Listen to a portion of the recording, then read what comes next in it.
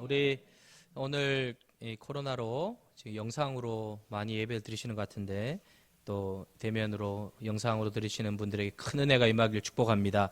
우리 앞뒤 자로 인사하겠습니다. 당신은 소중한 분이십니다.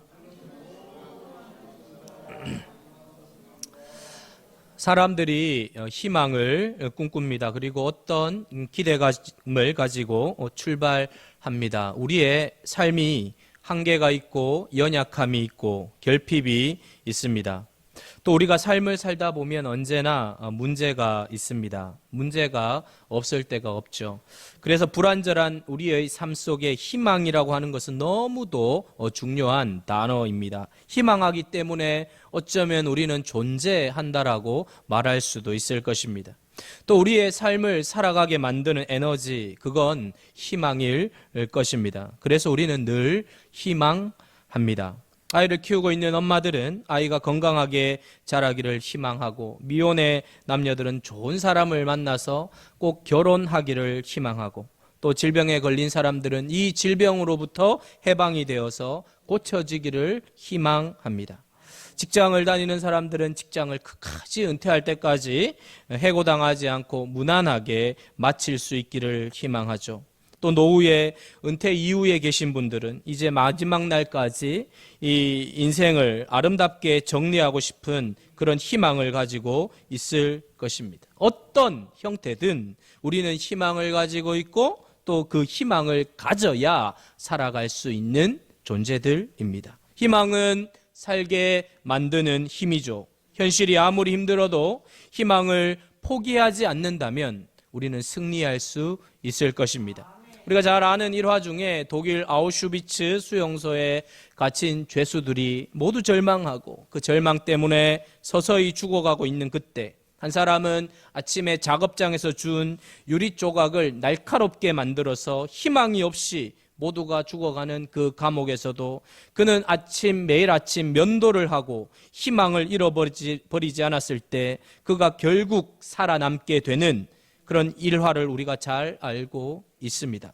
정말 희망은 중요한 것이고 희망이 우리의 삶을 살게 만드는 힘인 것입니다.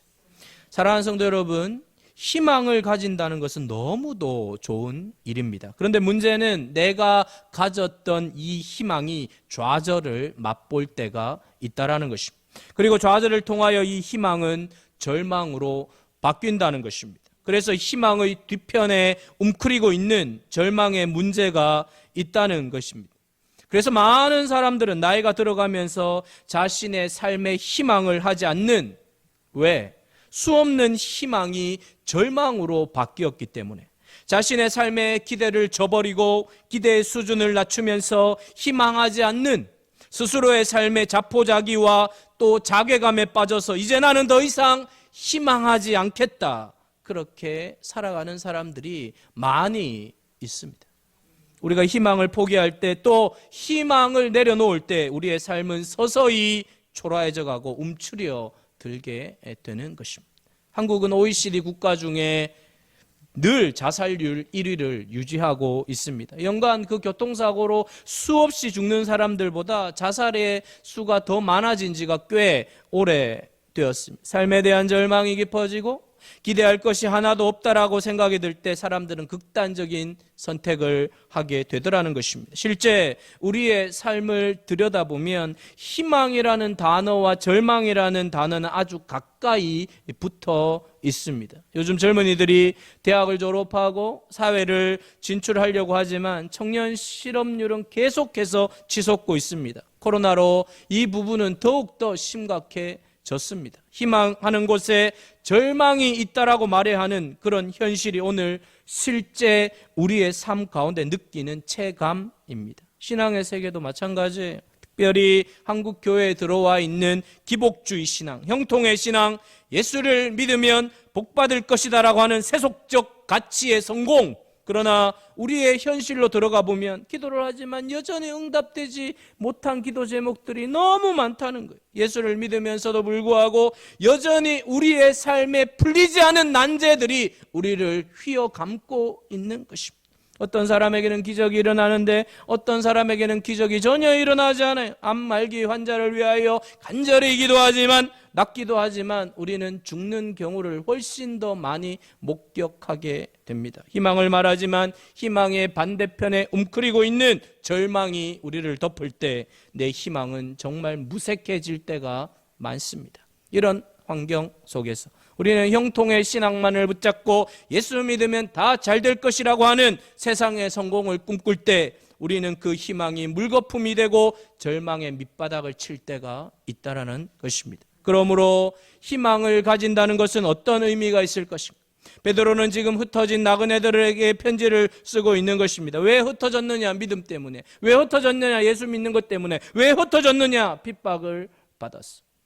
하나님의 백성들이 산지 사방으로 흩어져 있는 나그네들을 향하여 베드로는 오늘 이 편지를 쓰고 있는 것입니다. 한마디로 그 시대를 살아가는 그리스도인들은 극심한 고난 속에서 살았다는 거죠. 그들의 삶에 치고 들어오는 이 압박감, 그 시련, 삶의 박탈, 때로는 생존의 위기마저 겪어야 되는 그런 상황 속에서 그들은 희망이라는 단어를 찾아내기가 어려웠을 것입니다. 그러나 베드로는 편지를 쓰면서 그 대상자들을 향하여 희망을 노래하고 있는 것입니다.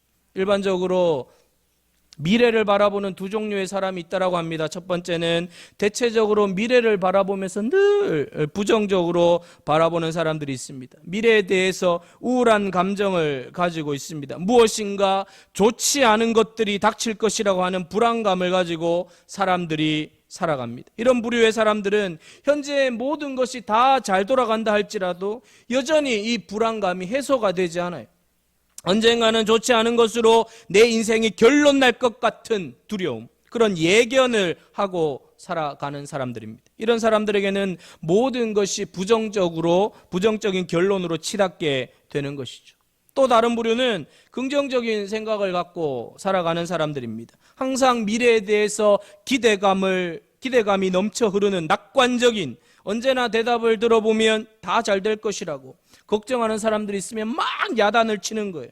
이런 긍정적인 태도는 부정적 태도보다는 훨씬 더 낫습니다. 그러나 여기에서 문제는 지나친 자신감으로 늘 흥분되어 있는 사람들, 이런 상태를 우리는 심리학적으로 조증무드라고 표현하기도 합니다. 이것은 우울증과는 반대이지만 이건 역시 심각한 병이기도 한 것입니다. 자신에 대한 확신이 너무 차서 현실의 문제를 정확하게 판단하지 못하는 거죠. 현실의 문제를 왜곡시키는 것입니다. 이런 사람들에게 일어나는 흔한 증상은 과대망상증입니다. 여러분, 이런 형태의 사람들이 만약에 예상치 못한 실패를 실제로 경험했을 때 떨어지는 낙차가 너무 크기 때문에 심각한 위기에 봉착할 가능성이 더 많은 것입니다. 사랑하는 성도 여러분, 이 세상은 희망을 말합니다. 그렇지만 그 희망은 불확실한 것입니다. 희망에 대한 확신이 없습니다. 영어로 I hope so. 나도 그렇게 되기를 원해. 그렇게 되기를 원하지만 글쎄 난 모르겠어. 희망을 이야기하고 있지만 사실은 그 안에 절망이 스며들어가 있는 것입니다. 그렇다면 성경에서 말하는 희망은 어떤 것인가? 세상에서 말하는 희망과 성경에서 말하는 희망은 어떤 차이가 있는가? 그것을 우리가 오늘 분명히 발견해야 할 것입니다. 로마서 15장 13절을 함께 같이 읽어보겠습니다. 로마서 15장 13절 시작. 소망의 하나님이 모든 기쁨과 평강을 믿음 안에서 너희에게 충만하게 하사 성령의 능력으로 소망이 넘치게 하시기를 원하노라. 여기 눈에 띄는 단어가 소망의 하나님이라는 단어예요. 완전하신 하나님인데 무엇을 소망한다는 것인가? 여기 소망은 하나님 당신 스스로에 대한 소망이기보다는 우리에 대한 소망입니다. 인간의 편에 소망을 주시기 원하시는 그분은 소망의 하나님이시고 이것을 다른 말로 바꾸면 하나님에게만 소망이 있다라는 것입니다. 베드로는 이 소망을 말하면서 베드로전서 1장 3절에서 소망이라는 단어 앞에 어떤 한 수식어를 붙이고 있습니다. 산 소망, living hope, 산 소망, 살아있는 소망. 여러분, 이것은 세상이 말하는 이 희망과 구별시켜서 하는 말이죠. 이 말은 세상에는 산 소망이 없다라는 거예요. 산 소망이라는 말은 쇠하지 않는 살아있는 생명력 있는 시들지 않는 어떤 악조건 속에서도 방해를 받지 않는 이것을 이야기하는 거예요.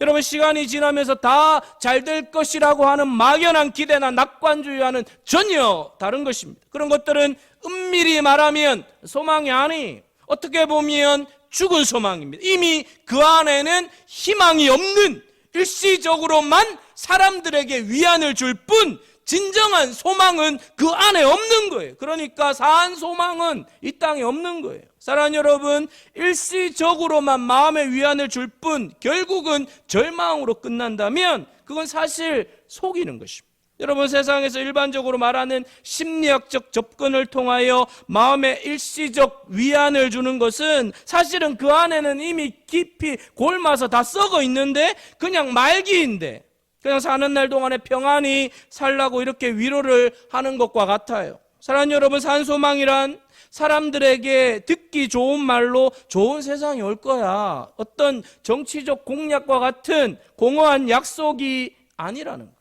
여러분, 지금 예수 믿는 것 때문에 박해받고 때로는 죽기도 하는 판국에 입에 발린 말로 가볍게 위로하는 것은 전혀 위로가 되지 않죠. 가벼운 위로나 희망은 더 사람들을 절망하게 만드는 것입니다. 베드로 사도가 지금 말씀하고 있는 소망은 무엇입니까? 어떤 것입니까?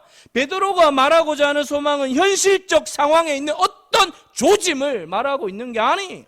여러분, 세상사라고 하는 것은 그냥 오르락 내리락 하는 것과 같잖아요. 좋은 일 있다가 안 좋은 일 있다가 좋은 일 있다가 안 좋은 일 있다가 그야말로 냉탕 온탕 롤러코스터를 타면서 웃다가 울다 하는 거예요. 사업하시는 분들도 보면 경기가 좋다 안 좋다, 좋다는 주로 짧죠.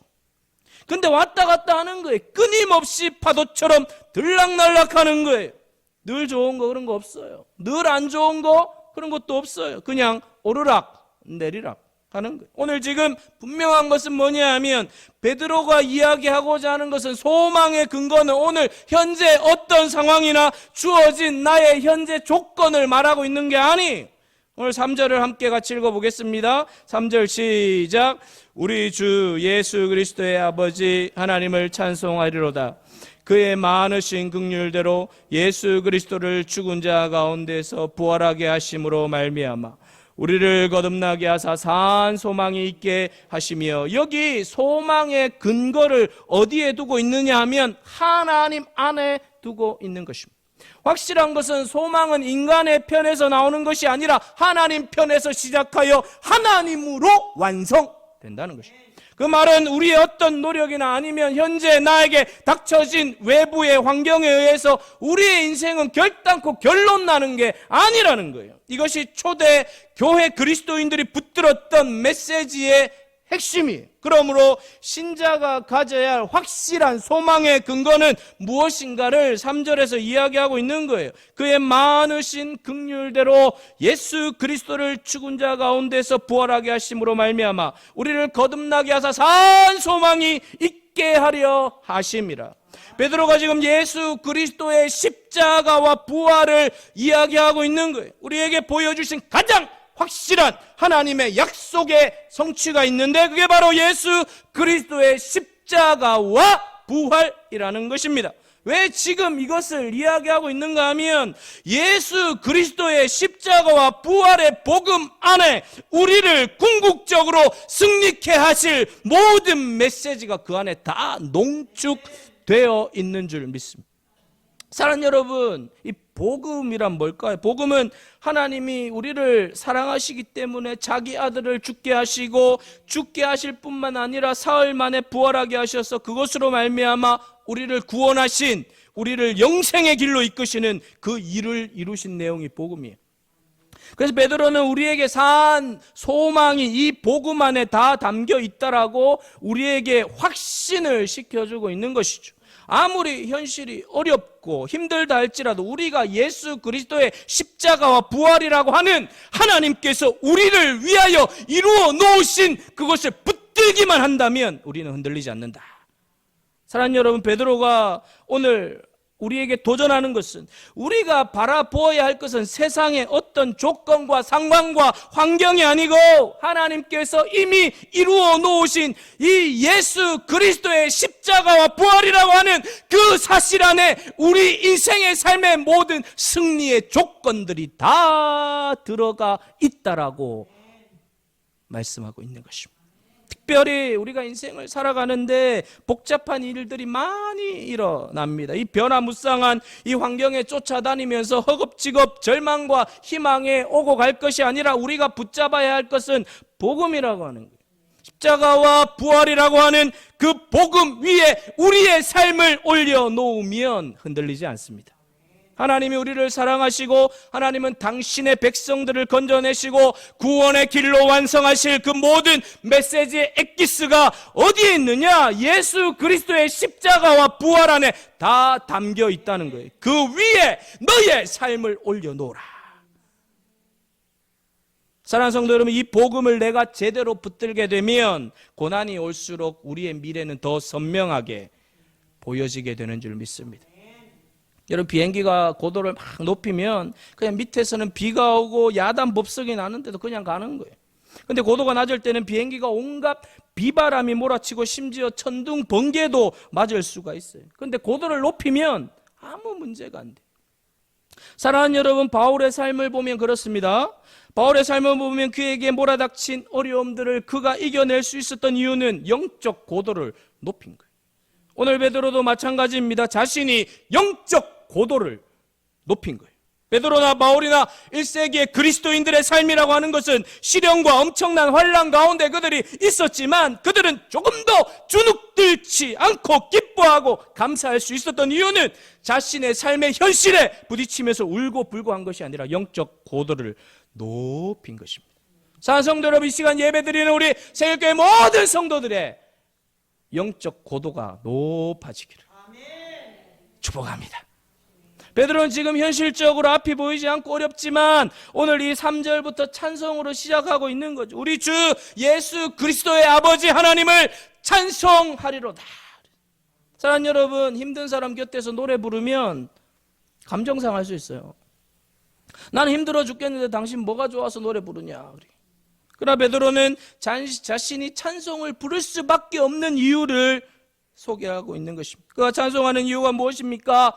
소망의 하나님, 모든 것에서 궁극적으로 승리케 하실 그 하나님을 찬양하는. 지금 베드로가 형식적으로 이야기하는 것이 아니라 그의 편지의 핵심적 주제가 바로 이거라는 것이죠. 편지의 시작이, 출발이 찬송이에요. 얼마나 멋진 출발입니까? 하나님은 천지의 주제이시오 모든 것을 다스리시고 통치하시고 모든 주권이 그분에게 있다는 것을 믿고 우리의 상황이 아무리 부족하다 할지라도 승리를 주실 하나님을 찬양합니다.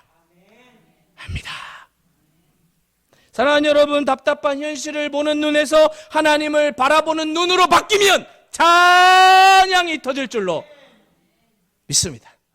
사랑하는 여러분, 예수 그리스도의 십자가라고 하는 말은 무엇입니까? 십자가는 죽음이죠.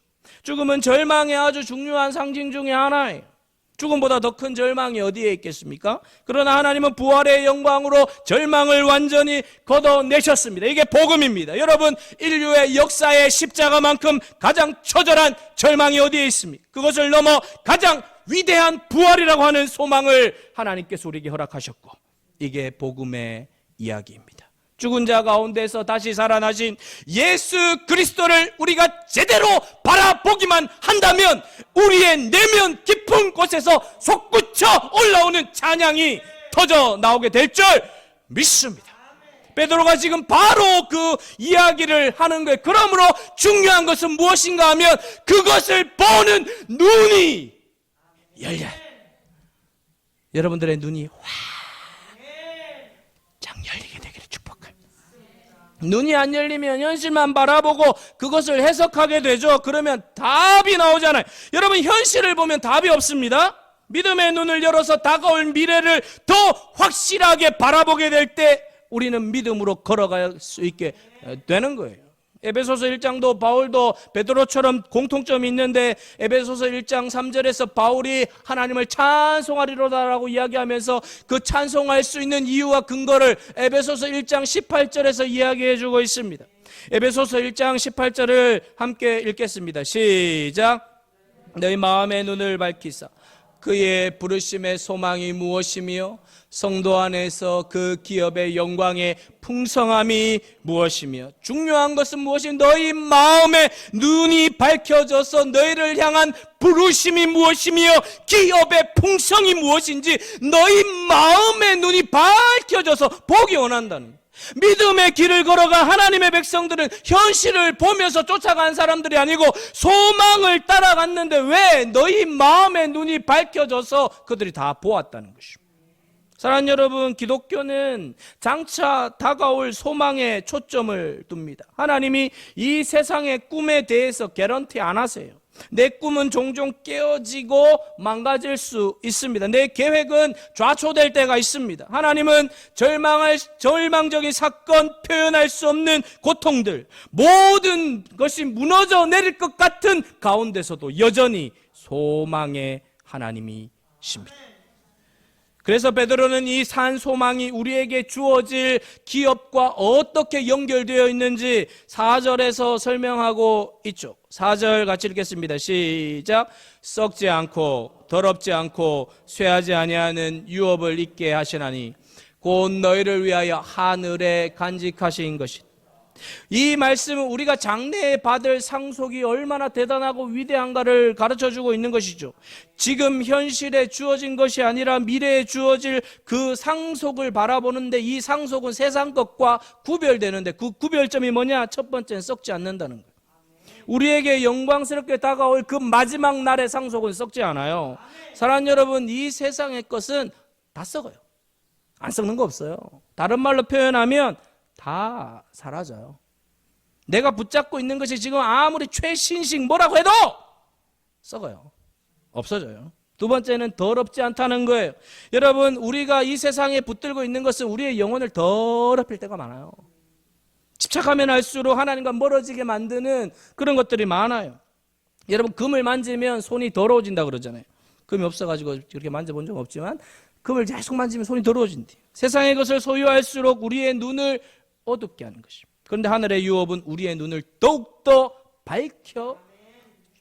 세 번째, 쇠하지 않는다는 거예요. 처음에는 좋아 보이는데 갈수록 빛을 발하는 것이 세상입니다.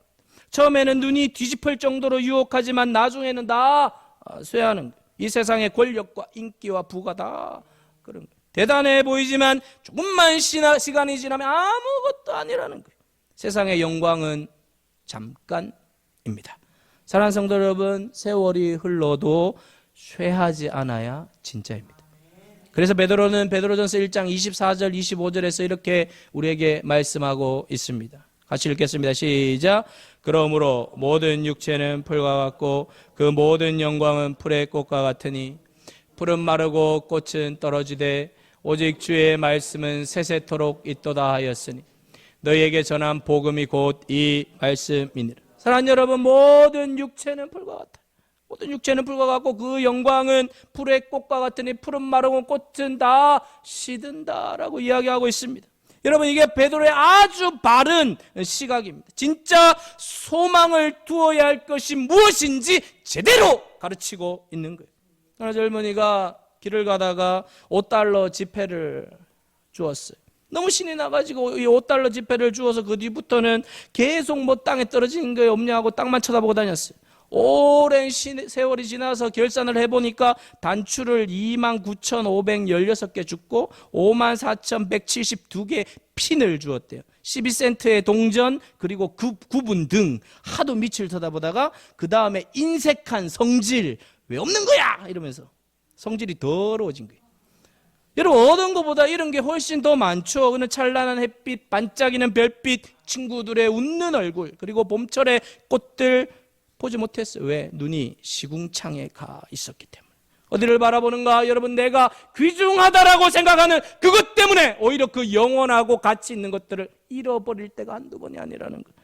영국의 유명한 기독교 변정가 C.S. 루이스는 이런 말을 합니다. 현세에서 최선을 다하는 사람들은 내세에 대하여 가장 많이 생각하는 사람들이다.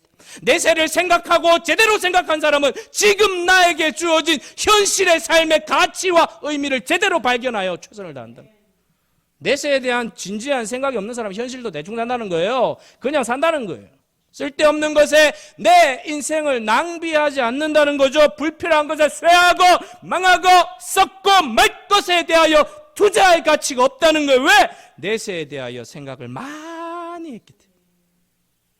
결론을 가지고 현실을 들여다보니까 현실에 버릴 것과 포기할 것과 내가 몰두하지 말아야 할 것이 무엇인지 제대로 붙들고 살았던 거예요. 사랑하는 여러분, 아버지의 상속받을 재산이 있는 아들은 아버지 금고를 털지 않아요. 왜 아버지의 금고를 털어요? 상속자인데. 사랑하는 여러분, 신자는 현실을 무시하지 않습니다. 그러나 현실만을 붙들고 살아가는 자들이 아니에요. 왜? 현실이 전부가 아니니까.